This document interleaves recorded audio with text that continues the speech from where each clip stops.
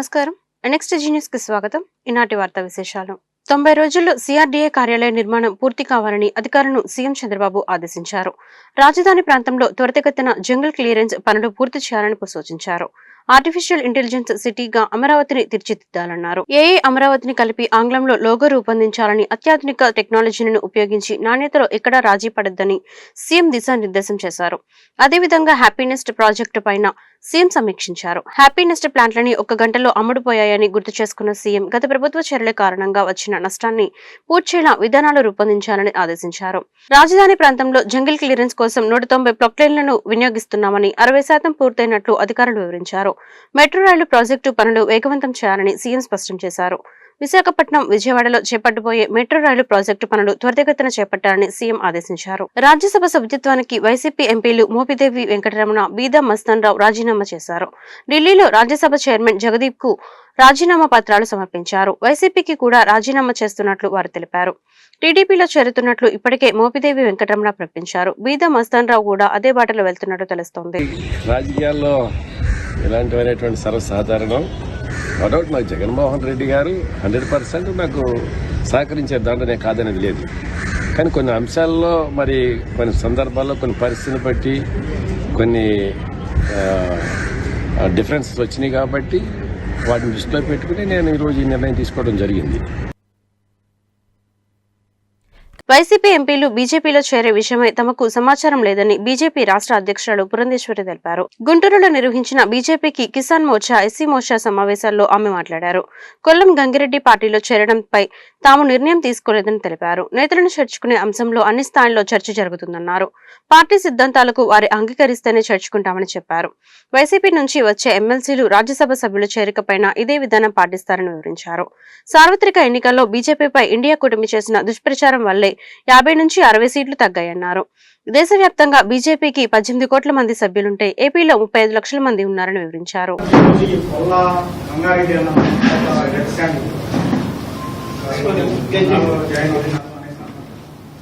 చూడండి, జిల్లాల్లో ఎవరైనా పార్టీలో చేరాలి అంటే జిల్లాలో చర్చ జరుగుతుంది.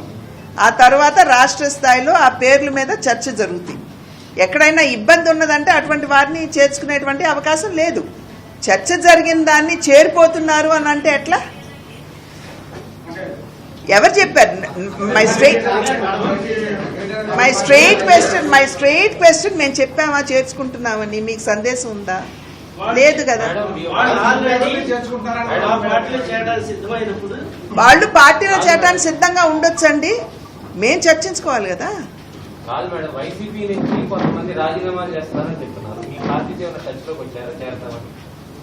ఇప్పుడు నేను ఇందాక చెప్పినట్లుగా రావాలి అని సిద్ధంగా ఉన్నటువంటి వారి పేర్లు జిల్లాలో ముందు చర్చ జరుగుతుంది. ఒకవేళ గుంటూరు జిల్లాలో ఎవరన్నా ఉంటే గుంటూరు జిల్లా అధ్యక్షులు ఇక్కడ ఉన్నటువంటి అగ్రనేతలందరూ కూడా చర్చించుకుంటారు. వారందరికీ ఆమోదయోగ్యం అయితే రాష్ట్ర స్థాయికి పేర్లు వస్తాయి. రాష్ట్ర స్థాయిలో కూడా ఏదైతే ముఖ్య నాయకులు ఉంటారో వారి ముందు ఈ పేర్లన్నీ కూడా పెట్టడం జరుగుతుంది. అందరి ఆమోదంతో వచ్చినటువంటి వారు ఒకవేళ పార్టీ సిద్ధాంతానికి కట్టుబడి, పార్టీ క్రమశిక్షణకి కట్టుబడి పనిచేయడానికి సిద్ధంగా ఉంటే వారిని తీసుకుంటాము. వస్తాయండి, నేను చెప్పాను కదా, చర్చలు జరగాలి కదా. హైదరాబాద్ టు సికింద్రాబాద్ తరహాలో గుంటూరు టు విజయవాడ జంట నగరాలను అభివృద్ధి చేసేందుకు ఎన్డీఏ కూటమి ప్రభుత్వం కట్టుబడి ఉందని గుంటూరు పశ్చిమ ఎమ్మెల్యే గల్లా మాధవి తెలిపారు. అరండల్పేటలో గురువారం మీడియాతో మాట్లాడారు. జంట నగరాల అభివృద్ధికి సీఎం చంద్రబాబు ప్రత్యేకంగా ప్రణాళికలు సిద్ధం చేస్తున్నారని చెప్పారు. గుంటూరు రూపురేఖలు త్వరలో మారనున్నాయని పేర్కొన్నారు. విలీన గ్రామాల అభివృద్ధిపై దృష్టి పెడతామన్నారు. గ్రామాలను విలీనం చేయడం ద్వారా జరిగే లాభనష్టాలపై అధ్యయనం చేస్తామన్నారు. విజయవాడ, గుంటూరును సమాన రీతిలో అభివృద్ధి చేయడం ద్వారా యువతకు పెద్ద మొత్తంలో ఉపాధి అవకాశాలు లభిస్తాయని ఎమ్మెల్యే మాధవి వెల్లడించారు. రెండు కలిసిపోయి విస్తరించి ప్రజలందరూ కూడా మంచిగా మంచి ఇన్ఫ్రాస్ట్రక్చర్కి దగ్గర అవడం అనేది హర్షణీయదగ్గ విషయం. రెండు ప్రాంతాలు కూడా రాజధాని అమరావతికి చాలా చేరువుగా ఉండే ప్రాంతాలు కాబట్టి అంతా ఒక కోర్ క్యాపిటల్ సిటీగా అవుతున్నప్పుడు మంచి ఉద్యోగ కల్పనలు వస్తే ఇన్ఫ్రాస్ట్రక్చర్ బాగా పెరుగుతుంది, క్వాలిటీ ఆఫ్ లైఫ్ చాలా అద్భుతంగా ఉండబోతోంది. కాబట్టి అది ఎప్పుడూ ఆమోదయోగ్యంగానే ఉంటుంది. అది ఇంకా రూపొందించే ప్రయత్నంలోనే ఉంది. అది పూర్తి పూర్తిగా దానికి అంటే నష్టపోయేవి ఏముంటాయి, అంశాలు ఏమన్నా ఉన్నాయా, లబ్ధి పొందే అంశాలు ఏమున్నాయి, ఇవన్నిటిని తీరిగ్గా విశ్లేషించుకొని అందరి యొక్క అభిప్రాయాలతో ముందుకు వెళ్లే ప్లాన్ ఆఫ్ యాక్షన్ ని ముందుకు తీసుకెళ్తారు అధిష్టానం. వైసీపీ మునిగిపోయే నావా అని టీడీపీ ఎమ్మెల్యే గంటా శ్రీనివాసరావు అన్నారు. విశాఖపట్నంలో గంటా మీడియాతో మాట్లాడారు. పరిస్థితి చూస్తుంటే వైసీపీలో జగన్ తప్ప ఎవరూ మిగిలేటట్లు లేరని వ్యాఖ్యానించారు. ఆ పార్టీలో ఈ పరిస్థితికి జగనే కారణమన్నారు. వైసీపీ నేతలు తమ పదవులకు రాజీనామా చేసి టీడీపీలో చేరుతామంటే స్వాగతిస్తామని గంటా చెప్పారు. ఏదైతే చెప్పానో అది సింకింగ్ బోట్ అని, ఇప్పుడు దానికి కొంచెం ఎక్స్టెన్షన్ అయింది. అది మునిగిపోయిన పడవేక. ఇంతకుముందు మునుగుతున్న పడవ అని చెప్పాను, ఇప్పుడు అది మునిగిపోయింది. ఢిల్లీలో ఉన్న ఎంపీల దగ్గర నుంచి, ఇక్కడ ఉన్న ఎమ్మెల్సీల దగ్గర నుంచి, ఓడిపోయిన ఎమ్మెల్యేల దగ్గర నుంచి మొత్తం అందరూ కూడా క్యూ లైన్ కడుతున్నారు. ఒక వరదలాగా వస్తామని సిద్ధంగా ఉన్నారు. తెలుగుదేశం పార్టీ ఒక పద్ధతులు లేకపోతే ఒక సిస్టమ్స్ మెయింటైన్ చేస్తాం కాబట్టి ఇక్కడ మా అధినాయకుడు క్లియర్గా ఒక ఈ రూలింగ్ ఇచ్చారు.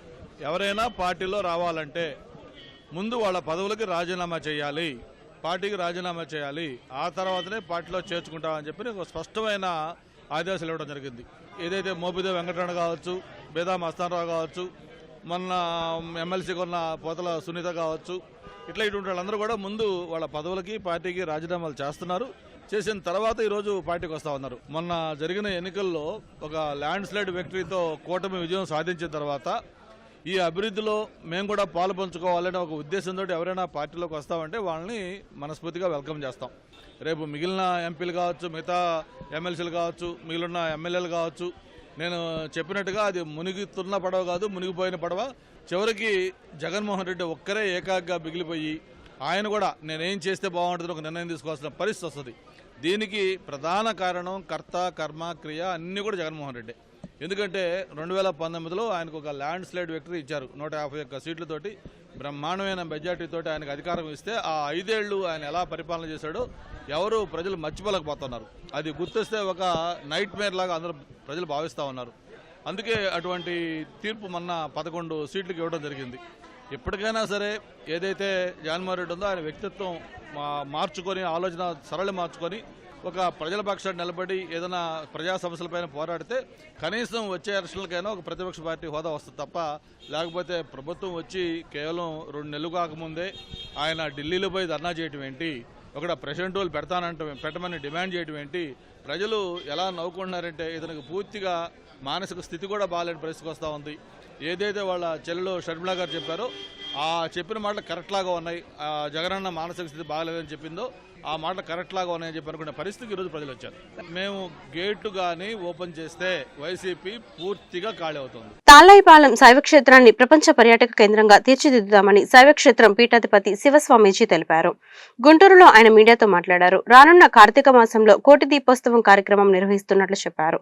ఈ కార్యక్రమానికి సీఎం చంద్రబాబు దంపతులు హాజరవుతున్నారన్నారు. అమరావతి రాజధానికి సమీపంలో శైవక్షేత్రం ఉండడం ద్వారా అన్ని శుభాలు జరుగుతాయని వెల్లడించారు.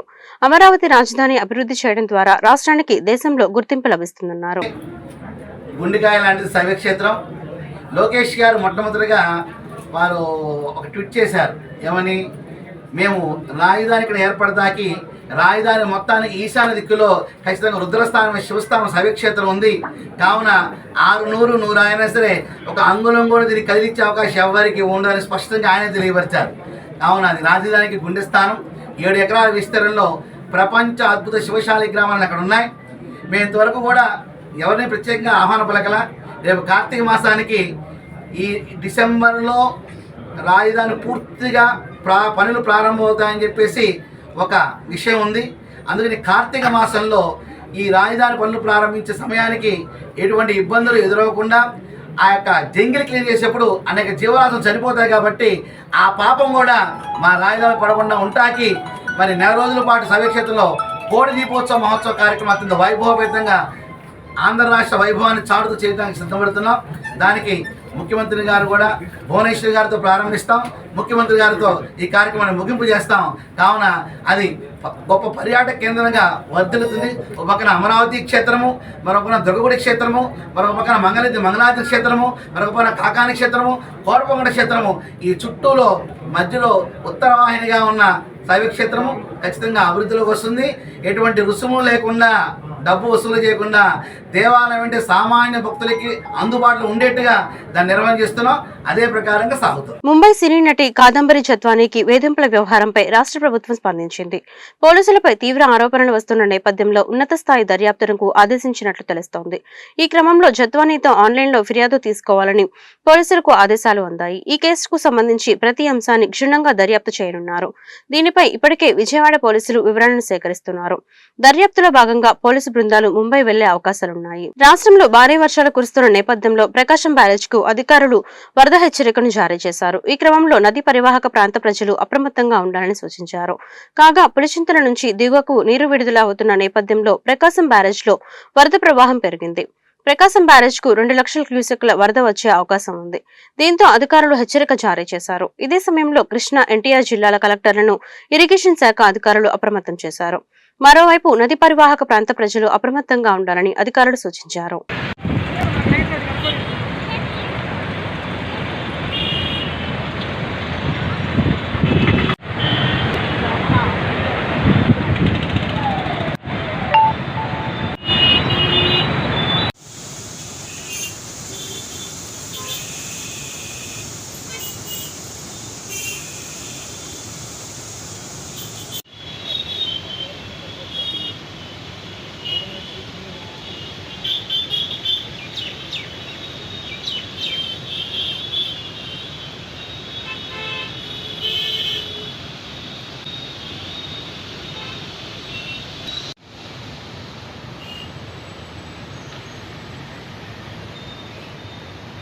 వ్యాయామం ద్వారానే శారీరక దారుఢ్యం సిద్ధిస్తుందని గుంటూరు పశ్చిమ ఎమ్మెల్యే గల్లామాధవి తెలిపారు.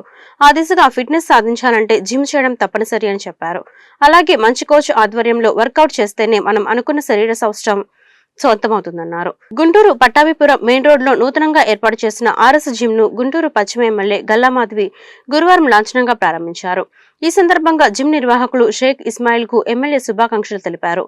నేటి పోటీ ప్రపంచంలో మానసిక ఒత్తిడి జయించాలంటే వ్యాయామం ద్వారానే సాధ్యమన్నారు. ఈ కార్యక్రమంలో టీడీపీ నాయకురాలు నంది సరస్వతి పాల్గొన్నారు. నమస్కారం అండి. ఈరోజు ఆర్ఎస్ జిమ్లో ఉన్నాము. మంచిగా దీన్ని రెనోవేట్ చేసి నిత్య నూతనంగా తయారు చేసి అందరికీ అందుబాటులోకి ఇస్మాయిల్ గారు తీసుకొచ్చారు. వారికి శుభాకాంక్షలు. ఒక సెక్షన్ కార్డియో, ఒక సెక్షన్ స్ట్రెంగ్త్తో పాటు అత్యంత అనుకూలమైన ప్రైజెస్తో, అంటే నెలకి 2,000 రూపాయల కంటే ఎక్కువ కాకుండా ఈరోజు నామినల్ ఫీజుతో జిమ్ నిర్వర్తిస్తున్నారు. అది కూడా కోర్ సిటీలో ఈరోజు వీళ్ళు దీన్ని రన్ చేస్తూ ఉన్నారు. చాలా మంచి ఇది కాబట్టి అందరూ ఇస్మాయిల్ గారిని ఎంకరేజ్ చేయండి. ఇప్పటికే చాలా కస్టమర్ బేస్ని మెయింటైన్ చేస్తున్న వీరు ఇంకొంచెం ఫర్దర్ ఇంకా ఎన్నో సెగ్మెంట్స్ ఇలాంటివి పెట్టాలి. ఆల్ ఓవర్ సిటీ వీళ్ళు స్ప్రెడ్ అవ్వాలి. అండ్ బాగా ఎస్టాబ్లిష్ అయిన జిమ్స్తో పోటీగా వీరు కూడా ఉండాలి. మంచి ఎన్విరాన్మెంట్తో రానున్న రోజుల్లో విత్ యోగా అండ్ మల్టిపుల్ సెక్షన్స్తో విస్తరించాలని కోరుకుంటూ once again very big congratulations to Ismail and team members and family members who are is supporting him. And thank you and being part of this. నాకు కూడా చాలా ఆనందంగా ఉంది. నా పేరు షేక్ ఇస్మాయిల్ అండి. ఆర్ఎస్ జిమ్ నేను గత 14 సంవత్సరాల నుంచి గుంటూరులో రన్ చేస్తున్నానండి జిమ్ని. ప్రజెంట్ ఏంటంటే ఆ జిమ్ని రెనోవేషన్ చేసి మొత్తం కొత్తగా అందరికి అందుబాటులో ఉంచాను. మళ్ళీ వాటి నుంచి ఓపెన్ అండి. మేడం గారు కూడా పిలిచిన వెంటనే వచ్చి ఎంతో చాలా ప్రేమగా ఓపెన్ చేసి చాలా సంతోషాన్ని కలిగించారండి. అందరికీ మీరందరికీ కూడా ఎంతో ధన్యవాదాలండి. నాకు ఎంతో సహాయం చేసినందుకు ఈరోజు. మీ అందరూ కూడా ఉపయోగించుకోవాలని మన జిమ్ని చాలా కోరుకుంటున్నాను. యాదృచ్ఛికంగా జరిగిన ఘటనపై దుమారం రేగడం బాధాకరమని చిలకలూరుపేట ఎమ్మెల్యే ప్రత్తిపాటి పుల్లారావు అన్నారు. పుట్టినరోజు పరిణామాలు అనుకోకుండా జరిగాయని చెప్పారు. చిలకలూరుపేటలో ట్రాఫిక్ సమస్యపై సమీక్షకు పోలీసులను పిలిచారని, పార్టీ నేతలు కేక్ తెచ్చినప్పుడు పోలీసులు అక్కడ నిలబడటం యాదృచ్ఛికమన్నారు. తమ కుటుంబంపై ఇలాంటి ప్రచారాలు బాధ కలిగిస్తున్నాయని చెప్పారు. నేను సమర్థించడం లేదు కానీ కొందరు దాన్ని మరో రకంగా చిత్రీకరించారు. బదిలీలలో జోక్యం, అక్రమ వ్యాపారాలకు కొమ్ము కాస్తున్నారనడంతో బాధిస్తోంది. నా కుటుంబం హైదరాబాద్ లో ఉంటుంది. వారిపై ఇలా బురద చల్లడం సరికాదు. వాస్తవాలు తెలుసుకోకుండా చర్చకు పెట్టి ప్రతిష్టను దెబ్బతీయడం బాధాకరం. బదిలీలో ఎక్కడైనా నా కుటుంబ సభ్యులు జోక్యం ఉంటే నిరూపించాలి. అలా నిరూపిస్తే ఎమ్మెల్యే పదవికే కాదు పార్టీకి కూడా రాజీనామా చేస్తా అని పుల్లారావు వ్యాఖ్యానించారు. ఈ వార్తలు ఇంతటితో సమాప్తం. మరొక బులెటిన్లో మళ్ళీ కలుద్దాం. నమస్కారం.